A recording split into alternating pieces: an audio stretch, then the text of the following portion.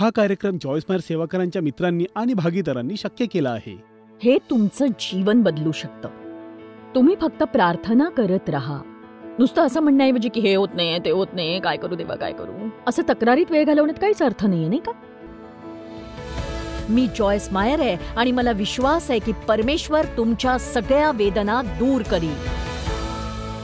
स्तोत्रसंहिता 103, 17, 18. परंतु अनंत काळापासून अनंत काळापर्यंत जे लोक देवाचा करार पाळतात त्यांच्याशी देव चांगला असतो आणि त्याचं नीतिमत्व त्याच्या मुलाबाळांबरोबर असतं. जे लोक देवाचा करार पाळतात त्यांच्याशी देव चांगला असतो. करार हा 2 पक्षांमध्ये असतो. प्रत्येक पक्षाला विशेषाधिकार आणि जबाबदाऱ्या असतात. देवाने आपल्याला खूप आशीर्वाद देण्याचं वचन दिलंय. देवानं सांगितलंय की आपण त्याच्यावर प्रेम करावं आणि त्याच्या आज्ञा पाळाव्यात. येशू म्हणाला, जर तुम्ही माझ्यावर प्रीती करत असाल तुम्ही माझ्या आज्ञा पाळाल. बहुतेक ते योहान 14:15 मध्ये आहे. तो असं नाही म्हणाला की तुम्ही माझ्या आज्ञा पाळल्या तरच मी तुमच्यावर प्रीती करीन. बघा, आपण ते चुकीचं वाचतो. आपण आपल्या आज्ञाधारकतेमुळे देवाचं प्रेम विकत घेत नाही आणि लोभानेही विकत घेत नाही. आपण प्रथम देवावर प्रीती करतो आणि तुम्ही देवावर जितकी जास्त प्रीती कराल तितकं आज्ञापालन कराल. म्हणून जर तुमच्या आज्ञापालनात समस्या येत असेल तर तुम्ही फक्त देव तुमच्यावर किती प्रेम करतो आणि देवाच्या प्रेमात खोलवर आपण पडतो याचा अभ्यास करा. सगळं काही स्पष्ट होईल, कारण तुम्ही चुकीच्या गोष्टींना थाराच देणार नाही. आमेन. दैहिक गोष्टी योग्यरित्या करण्याऐवजी फक्त देवासोबत अधिक वेळ घालवा.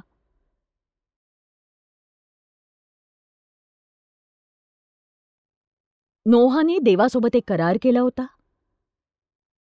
पृथ्वीवर पूर आला होता आणि जेव्हा तो ओसरला तेव्हा देवाने नोहाशी करार केला.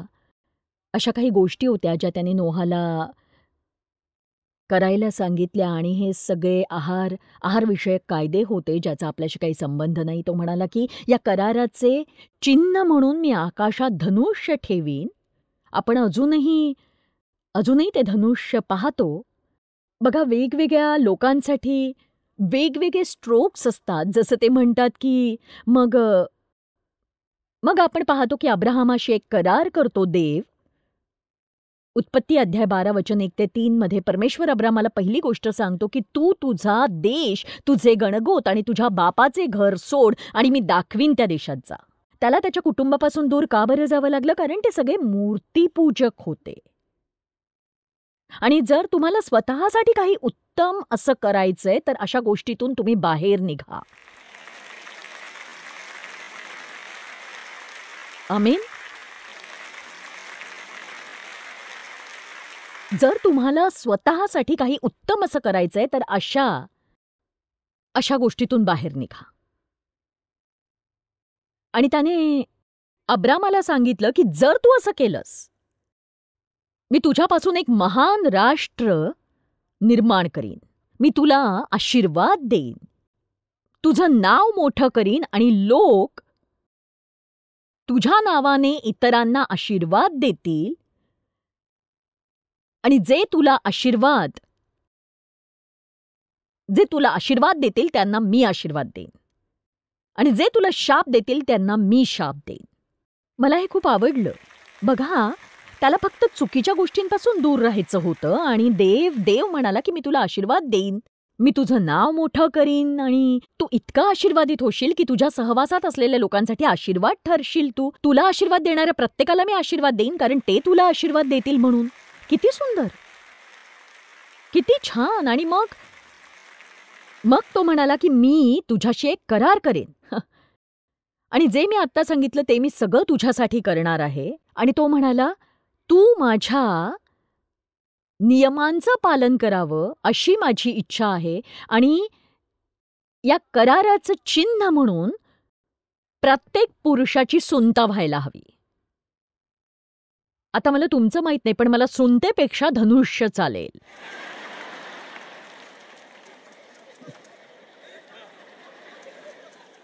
तुमच्यापैकी किती जण सध्या धनुष्य वापरू शकता? मला माफ करा, कदाचित ते तसं होणार नाही. आणि सुनता खरोखरच फक्त देहाचा एक हिस्सा छाटणं आहे. आणि नवीन कराराअंतर्गत दाखवण्याचा हा एक मार्ग होता की की आपण देहाने नव्हे तर आत्म्याने चालावं अशी देवाची इच्छा होती. आणि बघा, देवाचे आभार की त्याला जे करायला लागलं ते आपल्याला करायची गरज नाही, जरी बहुतेक पुरुष बाळांची सुनता केली जाते, कारण ते आरोग्यदायी असतं. पण आपण आपण केलेली परिक्रमा ही हृदयाची परिक्रमा आहे, जिथे आपण आत्म्याने चालत असतो, देहात नाही. आणि मला वाटतं की ते खूप चांगलं चांगलं होतं. एक सांगू, प्रत्येकाला समान गोष्ट मिळत नाही. देवाने कृपेने आपलं तारण केलं आणि त्याने आपल्याला त्याच्या आज्ञेत चालण्यास मदत करण्यासाठी पवित्र आत्मा दिला. आपल्याला त्यासाठी प्रयत्नही करावा लागत नाही. तो आवश्यक ती सगळी मदत करतो आपल्याला. देवाप्रती आपली कृती परिपूर्ण नसते, पण देवाप्रती आपलं हृदय परिपूर्ण असूच शकतं. आणि देव त्याच्याच शोधात आहे. देवाचे डोळे संपूर्ण पृथ्वीवर फिरत असतात. ज्याचं हृदय त्याच्यासाठी परिपूर्ण आहे, ज्याच्यामध्ये तो स्वतःचं सामर्थ्य दाखवू शकेल, अशा व्यक्तीला तो शोधतो. एक परिपूर्ण हृदय असलेली व्यक्ती, देवाला वाटतं ते सगळं करू शकते, जरी ते करणं अशक्य आहे असं तुम्हाला वाटत असलं तरी सुद्धा. देवाला संतुष्ट करायची इच्छा तुम्हाला अभ्यास करायला प्रवृत्त करते, प्रार्थनेला प्रवृत्त करते, वचन सांगते, ते सगळं करण्याची तुम्हाला इच्छा होते. तुम्ही मनाविरुद्ध बायबल वाचत नाही, तुम्ही मनाविरुद्ध देवासोबत वेळ घालवत नाही. तुम्ही ते सगळं अगदी मनापासून करता, कारण तुम्ही देवावर प्रीती करत असता. मला आठवतंय की माझा भाऊ मला अनेक वर्षांपूर्वी एकदा म्हणाला होता की तू तुझे तुझे सगळे सगळे पैसे चर्चला का देऊन टाकतेस? आणि मी त्याच्याकडे पाहिलं आणि म्हटलं, मी ते चर्चला नाही, देवाला देतेय मी. आणि मी ते कधी चर्च किंवा एखाद्या व्यक्तीला देत नाही. आणि बघा, मला मला नेहमीच माहित होतं की मी देवाला त्याच्या आज्ञेत राहून देतेय. आणि तुम्ही जेव्हा देता ना, तेव्हा तुम्ही तुमचे पैसे एखाद्या पुरुषाला किंवा स्त्रीला किंवा एखाद्या इमारतीला देत नाही. देव यासाठी तुमचा उपयोग करून घेतोय. तुम्ही ते देवाला देताय. आणि ज्यांना तुम्ही देता त्यांनी जर त्याचा दुरुपयोग केला तरी देव तुम्हाला निश्चितच आशीर्वाद देणार आहे, कारण तुम्ही देवाला देण्याच्या उद्देशाने दिलं होतं. मग ते काय करतात त्याचा तुमच्याशी संबंध नाही.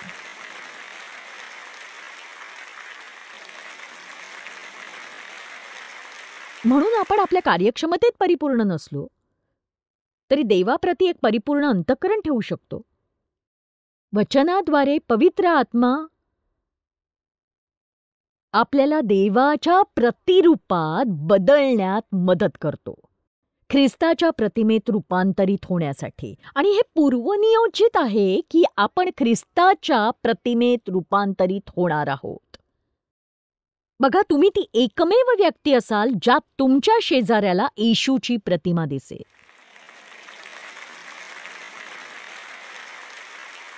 आता मी इथे अगदी दयनीय स्थितीत आहे, कारण 11 मिनिटं झाली आहेत आणि मी माझा संदेश सुरूही केलेला नाही अजून. तर माझ्याकडे 8 मुद्द्यांचा संदेश आहे.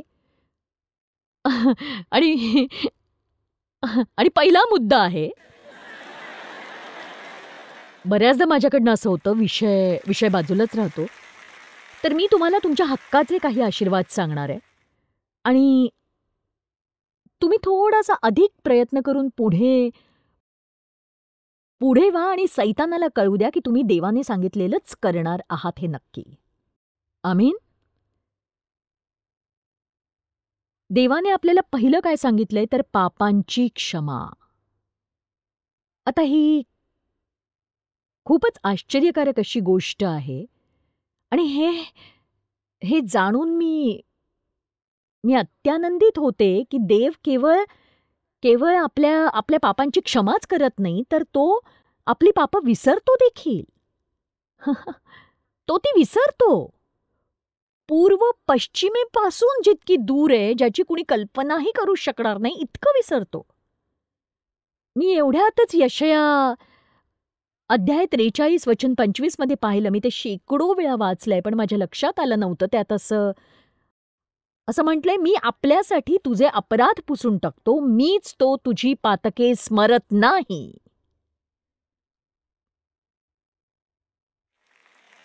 तो आपल्यासाठी नाही, स्वतःसाठी करतो तो. यावर आणखी जरा विचार करा. एक सांगू, मी खूप रोमांचित झाले, कारण मी लोकांना अनेक वर्षांपासून शिकवण देते की तुम्ही लोकांना माफ करता तेव्हा ते त्यांच्यासाठी नसतं, तुमच्यासाठी असतं. आणि मग तो म्हणतो की माझ्या स्वतःसाठी. देवाला आपल्यामध्ये काहीही नकोय. त्याला तुमच्या आणि त्याच्यात काहीही नकोय. त्याला ते छान स्वच्छ शुद्ध हवंय आणि तुम्ही आरामदायी असावं असं त्याला वाटतं. बायबलमध्ये अशी अनेक वचनं आहेत जी देवाच्या क्षमेबद्दल आपल्याला शिकवतात. पण एक सांगू, आपण एक चूक करतो. मला असं नाही वाटत की आपल्याला माहिती आहे की आपण ते कसं स्वीकारायला हवं. यातल्या काही गोष्टी आपण वाचल्यात, पण ते कसं स्वीकारावं आपल्याला माहीत नाही. 30 सेकंदासाठी डोळे मिटा आणि शांतपणे बसा आणि मनापासून हा विचार करा, तोही वारंवार करा की माझ्या सगळ्या पापांची क्षमा करण्यात आलेली आहे. मिटा डोळे.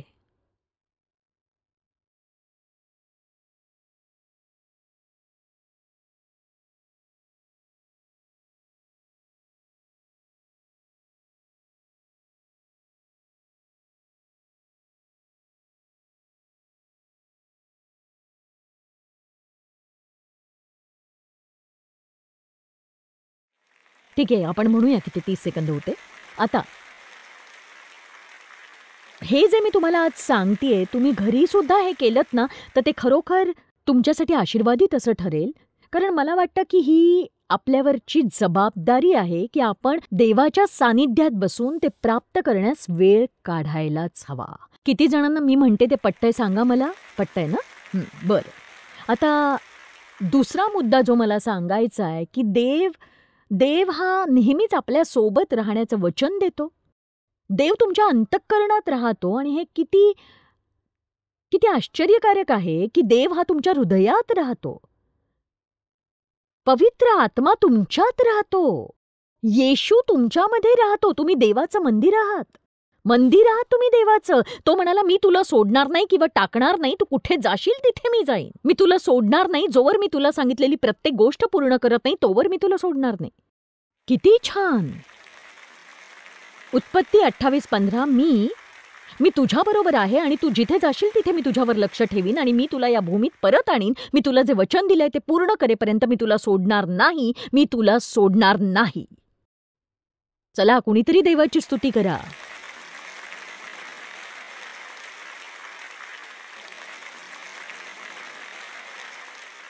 तर आता पुन्हा 30 सेकंद आपण शांत बसणार आणि असा मनात विचार करणार आहात की माझ्या अंतःकरणात देव आहे. मिटा डोळे.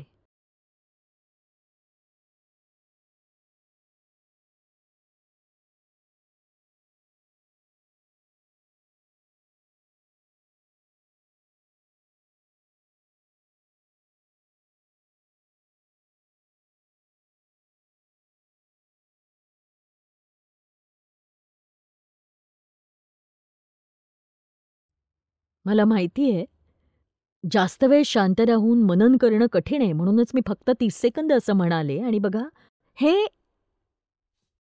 तुमचं जीवन बदलू शकेल जर तुम्ही घरी हे करायला सुरुवात केली तर. नुसती कटकट करायची की हे नाही हो, ते नाही हो, तसे आणि मग खरोखर जे करायला हवं ते करायचंच नाही. प्रत्येक वेळी जेव्हा तुम्ही देवाला तुमच्या पापांची क्षमा करायला सांगता तेव्हा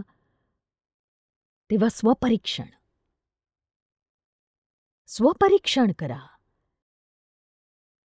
आणि म्हणा की माझ्या पापांची क्षमा झालीय. देव आत्ता माझ्या सोबत आहे.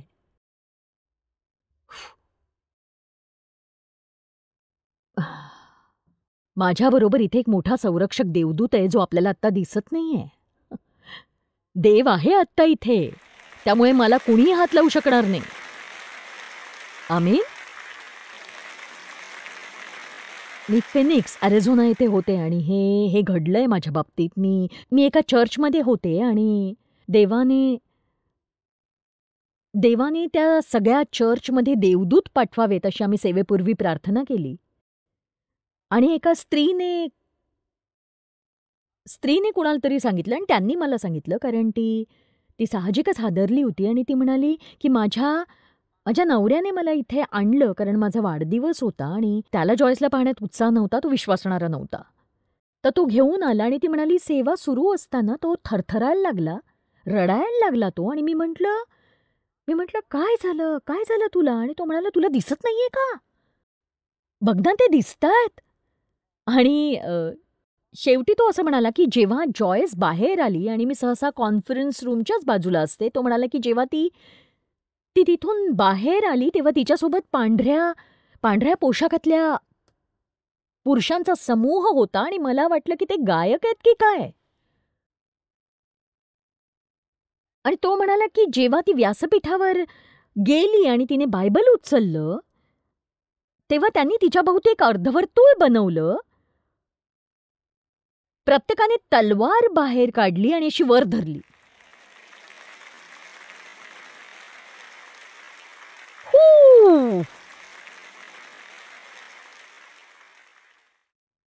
आणि तुमच्याबरोबरही ते आहेत.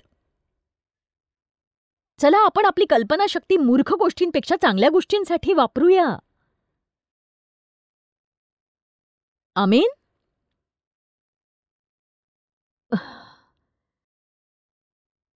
बघा, येशू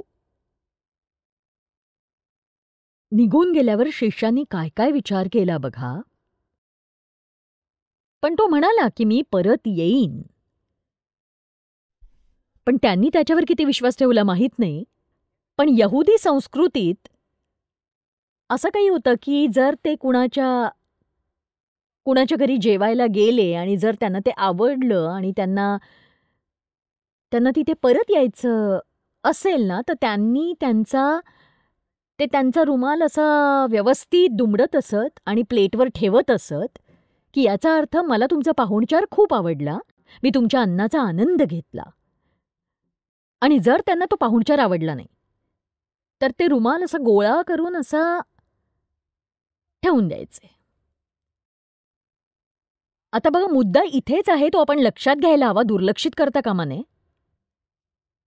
थडग्यामध्ये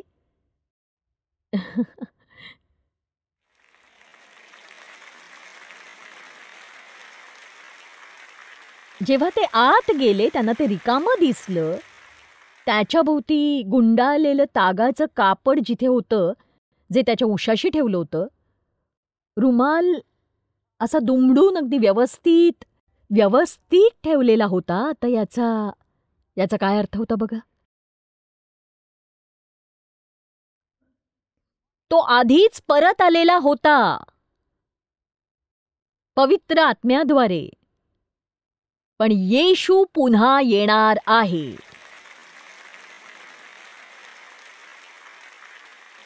मला तुमचं माहित नाही, पण मी तयार आहे. आमेन. आशीर्वाद म्हणून आपल्याकडे एक गोष्ट आहे, ती म्हणजे आपण देवासोबतचे सहवारस आहोत, ख्रिस्तासोबतचे. त्याला जे मिळतं ते आपल्यालाही मिळतं. तुम्ही यावर विश्वास ठेवणार आहात का? बायबल म्हणतं आपण देवाचे पुत्र आणि कन्या म्हणून दत्तक घेण्यास पूर्वनियोजित आहोत.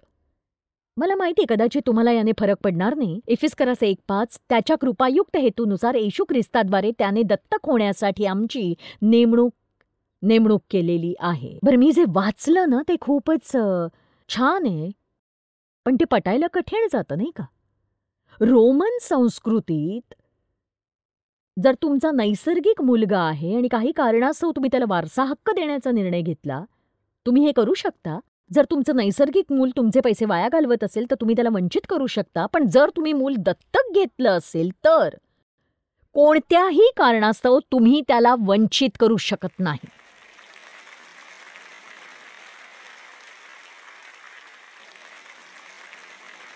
आणि देवाने आपल्याला दत्तक घेतलेलं आहे. त्यामुळे सैतान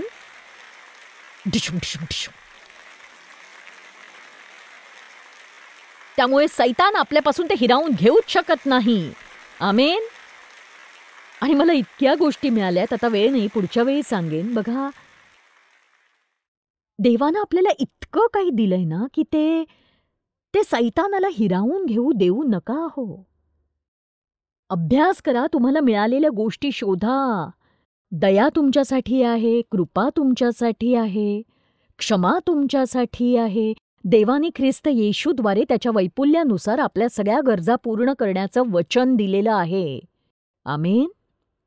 ऐका, जर तुम्ही येशूला तुमचा तारणारा म्हणून स्वीकारलं नाही, बघा, तसं केल्याशिवाय पुढे जाऊ नका. आणि मला इथे सगळ्यांसाठी प्रार्थना करायला आवडेल, जो मला आज म्हणेल की जॉयस, मी कधीच माझं जीवन ख्रिस्ताला समर्पित केलं नाही. मला माहिती मी एक पापी आहे, मला नव्याने जन्म घ्यायचा आहे, मी देवाच्या योग्य आहे आणि हे सगळे विशेषाधिकार माझे ते जाणून मला इथून जायचंय.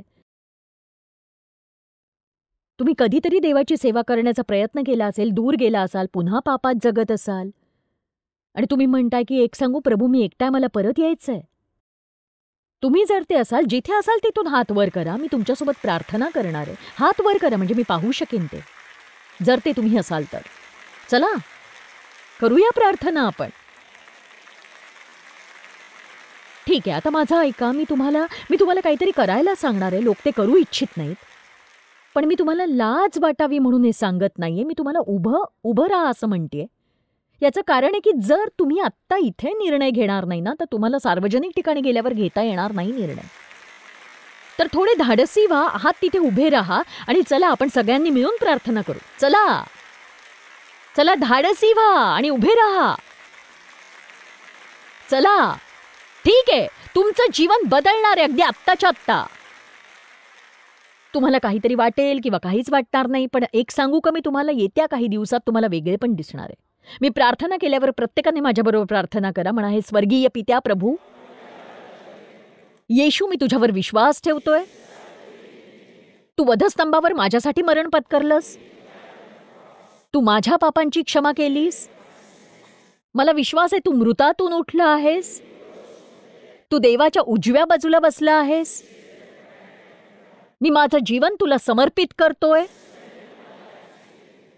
मला माहितीये मी एक पापी आहे, पण यापुढे मला असं जगायचं नाहीये. मला ख्रिस्ताला अनुसरायचं आहे. माझ्या अंतःकरणात ये, तुझ्या इच्छेनुसार मला घडव. तू माझ्या जीवनाचा प्रभू आहेस. तुला मी माझा तारणारा म्हणून स्वीकारतो आहे. मी स्वर्गाच्या मार्गावर आहे आणि मला त्या प्रवासाचा पुरेपूर आनंद लुटायचा आहे. येशूच्या नावाने आमेन.